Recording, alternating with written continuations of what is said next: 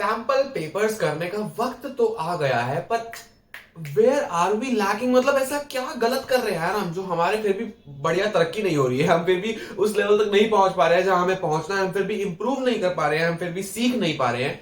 ऐसी प्रोसीजरल कमी क्या है? What do we want to know more about sample papers, about attempting sample papers, about practicing sample papers, and how to extract maximum from sample papers? आज के इस video में यही सब बात करने वाले। Let's begin without any further ado.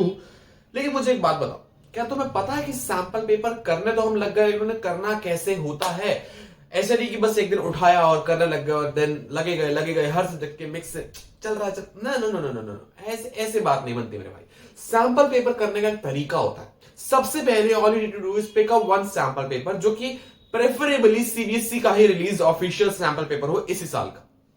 हाँ, गिवन कि तुमने वो पहले से अटेम्प्ट नहीं कर रखा। अगर कर रखा है तो एक बार के लिए कोई ऐसा सैंपल पेपर उठाओ जो तुमने नहीं देखा, जिसके बारे में तुम्हें कोई क्लू नहीं है, जो बस पता ही नहीं है। ठीक है, the first step which you need to make sure is कि तुम एक सैंपल पेपर लेके बैठ रहे हो, तुम टाइम ट्रैक कर रहे हो, पर टाइम की बाउंडेशन नहीं लगा रहे हो। विच सिंपली मीन्स कि तुम एक टेबल चेयर पे पूरा एग्जाम लाइक माहौल बना के पेन पेपर लेके, अपनी आंसर शीट लेके, अपना क्वेश्चन पेपर लेके बैठे हो, जहां कोई डिस्ट्रैक्शन नहीं है, कोई बीच में से तुम्हें बुला नहीं रहा, बीच में से तुम्हें बार बार वॉशरूम नहीं जाना, पानी वानी की बॉटल लेके बैठे हो, सब कुछ एग्जाम लाइक माहौल में। अभी जो तुम्हारा पहला सैंपल पेपर है, this is going to be your benchmark in terms of quality, in terms of accuracy, in terms of thinking process. तुम जो जो अपनी बॉडी को, अपने माइंड को गो थ्रू करवाओगे इस सैंपल पेपर में, वही तुम्हें फाइनल एग्जाम में करवाना है। एंड उसके लिए जितना टाइम लगेगा लगा लो। 3 घंटे का पेपर है, 4 लगते हैं लगाओ, 5 लगते हैं लगाओ, 6 लगते हैं लगाओ, जितने लगते हैं लगाओ। बट कीप अ ट्रैक कि मुझे सेक्शन ए में 1.5 घंटा लगा, सेक्शन बी में 2 घंटे लगे, सेक्शन सी में 1.5 घंटा लगा। ठीक है, तुमने ट्रैक रख लिया, कूल। जिस भी सब्जेक्ट का हो, accounts, BST, eco, English, physics, chemistry, कोई भी सब्जेक्ट हो यार, तुम पहला जो सैंपल पेपर कर रहे हो तो keep it as a benchmark. Try कि मैं अपना बेस्ट दे दूं, best quality answers, best quality presentation, best सोच के कहीं शक हो रहा तो और टाइम दो। टाइम की कोई कमी नहीं, जितना टाइम लेना लो, बट कीप अ ट्रैक कि मैंने सेक्शन ए इतने टाइम में किया, बी इतने टाइम में किया, सी इतने टाइम में किया, टोटल मुझे इतना टाइम लगा। Keep a track but don't keep a boundation. ठीक है, पहला सैंपल पेपर हो गया, देन उसको चेक करो। ऑब्वियसली तुम खुद चेक करोगे, देखो मेरी कहां कहां गलतियां थी। But the most important thing जो हमें इस पहले सैंपल पेपर से निकालनी, that is the quality benchmark कि मुझे ये मिनिमम क्वालिटी अटेन करनी है। एंड इसमें मुझे लेट से 4.5 घंटे लगे, तो with practice and with time में 4.5 घंटे को कम करके 2.5 घंटे पे लाऊंगा। ठीक है, we need to make sure कि तुम्हारा फाइनल एग्जाम 2.5 घंटे में खत्म हो रहा है, आधा घंटा चेकिंग और प्रोविजन के लिए बच रहा है। तो अभी के लिए हम 2.5 घंटे का एम लेके चलेंगे, लेकिन पहला सैंपल पेपर जितना जाता है जाने दो, कोई दिक्कत वाली बात ही नहीं। उसके बाद सेकंड मोस्ट इंपॉर्टेंट टिप है कि तुम्हें बस सैंपल पेपर में घुसने के बाद ऐसा नहीं है बुक्स को, नोट्स को हाथ ही नहीं लगाना।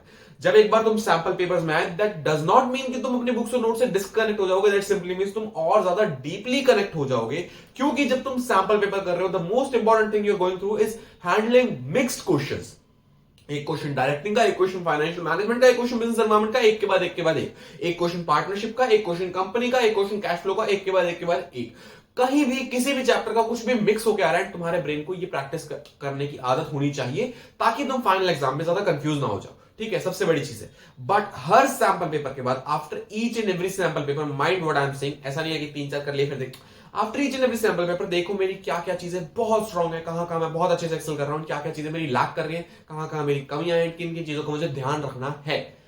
तुमने जब ये देख लिया, तुमने जब ये समझ लिया है, उसके बाद बारी आती है कि हर सैंपल पेपर के बाद वापस जाऊं मैं अपनी बुक पे, वापस जाऊं मैं अपने नोट्स पे, वापस जाऊं उस टॉपिक पे, वापस जाऊं उस चैप्टर पे, and I need to revise that portion again. क्योंकि क्या होता है ना, सैंपल पेपर हम चाहे 4 करें, बट वो 4 किसी और के 40 से भी बेहतर रिजल्ट लाके दे सकता है अगर हमने ढंग से करे हैं तो। सिर्फ ये नहीं होता मैंने 20 कर दिए, मैंने 25 कर दिए, मैंने 30 कर दी, फ्लेक्स नहीं करना, किसी के सामने फ्लॉन्ट नहीं करना। All you need to have is clarity, clear vision कि मुझे इस सैंपल पेपर से एक्सट्रैक्ट क्या करना है, and that is to minimize your mistakes. मेरी गलतियां कम से कम हो, मेरे आंसर्स बेटर से बेटर हूं। एंड ये देखने के लिए हर सैंपल पेपर के बाद अपने सेल्फ एनालिसिस के लिए तुम्हें वापस जाना होगा उन्हीं चैप्टर्स पे, उन्हीं टॉपिक्स पे जहां से गलतियां निकल रही हैं। अगर कहीं छोटी सी गलती है तो बस उस छोटी सी गलती को गलती मत मानो, उसके आसपास घूम रहे पूरे टॉपिक को गलती मानो। अगर तुमने डेमोक्रेटिक स्टाइल ऑफ लीडरशिप ढंग से नहीं पहचाना, तो ऑटोक्रेटिक, डेमोक्रेटिक और लेजिस्लेटिव तीनों को अच्छे से रिवाइज करो, तीनों के केस स्टडीज देखो, अपने नोट्स देखो, टीचर के लेक्चर्स देखो यार, कुछ भी देखो, बोर्ड बूस्टर सीरीज चल रही है उस पर ध्यान दो, बहुत अच्छे से मजा आएगा, बहुत अच्छे से समझ आएगा, सब चीजों की कॉन्सेप्ट क्लैरिटी टॉप नॉच मिलेगी। But all I need to say is कि तुम जब सैंपल पेपर्स पे आ गए तो इसका मतलब ये नहीं है तुम बुक को छोड़ दो, त्याग दो, बस वही करो वही करोगे। No, it's not like that. ठीक है, हमने पहला सैंपल पेपर कर लिया, बेंचमार्क बना लिया, देन हर सैंपल पेपर से हमारी अप्रोच है कि हम टाइम को लिमिट करें। सेकंड थिंग इज कि बुक को, नोट्स को हैंडी रखना है, हर सैंपल पेपर के बाद सेल्फ चेक के बाद उस टॉपिक पे आकर रिवाइज करना है। Third thing is oral versus written. Theory subjects है बीएसटी और इकोनॉमिक्स और इंग्लिश, तुमने इसकी ओरल सैंपल पेपर्स भी प्रैक्टिस करोगे कि मतलब मैं लिख नहीं रहा, मैं बस देख रहा हूं कि अच्छा ये क्वेश्चन है, हाँ इसका आंसर ये होना चाहिए, लेट मी चेक, हाँ इसका आंसर ये, नेक्स्ट क्वेश्चन ये, हाँ मतलब पूरा सैंपल पेपर 80 मार्क्स का मिक्स्ड क्वेश्चंस तुम्हें प्रैक्टिस करने हैं, बट ओरली नॉट रिटन। अब अकाउंट्स में भी ऐसा होता है, मतलब तुम फेयर प्रेजेंटेशन से नहीं जा रहे, तुम टेबल्स नहीं बना रहे, तुम जर्नल एंट्रीज नहीं कर रहे, बस तुम क्वेश्चंस पे नजर मार रहे हो, जहां थोड़ा सा लगा कैलकुलेट करके देख लिया, आंसर मैच कर लिया। मतलब oral means completely rough and verbal, and fair और रिटन मतलब प्रॉपर एग्जाम लाइक माहौल, 3 घंटे, टेबल चेयर, पानी and no interruptions, no distractions, वो वाली बात। दिन का एक सैंपल पेपर रिटर्न करो, अकाउंट्स, पीएसटी, इको, इंग्लिश, कोई भी दिन का एक सैंपल पेपर रिटर्न करो। रोज का एक टाइम स्लॉट बना लो कि लाइक सुबह 9 से 12 हो तो परफेक्ट है, मतलब एग्जाम टाइम के आसपास होता है, 10 से 1 हो, जो भी हो, रोज का एक टाइम स्लॉट बना लो 3 घंटे का, एंड रोज उसी टाइम स्लॉट में दिन का एक सैंपल पेपर तुम्हें रिटर्न देना ही देना है। उसके अलावा दिन में try practicing oral sample papers as well, BST के, अकाउंट्स के, इकोनॉमिक्स के, जैसे जो तुम्हें अपने कंफर्ट के हिसाब से लगे। Oral sample papers are not to be neglected कि मैं सिर्फ रिटर्न करूंगा, एंड जब तुम सिर्फ रिटर्न करते हो, तुम कोशिश करते हो दिन की एक से ज्यादा कर लो, तो तुम वो क्वालिटी अचीव नहीं कर पाते। दिन का एक ही करो, कोई दिक्कत नहीं है, बट उसके अलावा ओरल सैंपल पेपर्स की भी प्रैक्टिस करो, जिससे तुम्हारा माइंड मिक्स्ड क्वेश्चंस हैंडल करेगा। एंड अलोंग विद दैट, जहां तुम्हें जो कमी दिखे उसके बाद वापस जाओ चैप्टर में, बुक पे, नोट्स पे, जो मैंने तुम्हें बताया, एंड उसकी रिवीजन करो। उसकी रिवीजन से तुम्हें हर स्टेप पे, हर एज पे कोई ना कुछ क्लैरिटी मिलेगी, कुछ नया कॉन्सेप्ट मिलेगा, एंड हर क्वेश्चन कुछ ना कुछ सिखा के जाता है।